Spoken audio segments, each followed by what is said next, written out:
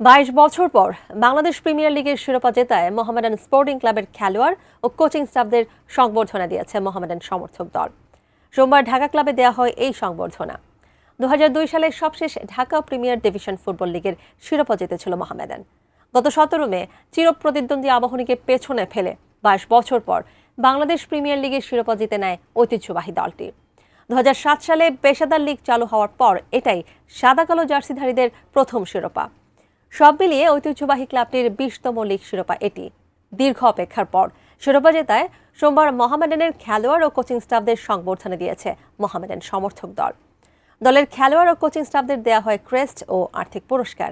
এ সময় মোহামেডানের থিম সঙের রচয়িতা, বিশিষ্ট ক্রীড়া সাংবাদিক ও এটি নিউজের বার্তা প্রধান শহীদুল আজম ও সমর্থক দলের প্রতিষ্ঠাতা সাধারণ সম্পাদক মোতাহারুল হককে দেওয়া হয় বিশেষ সম্মাননা পুরস্কার।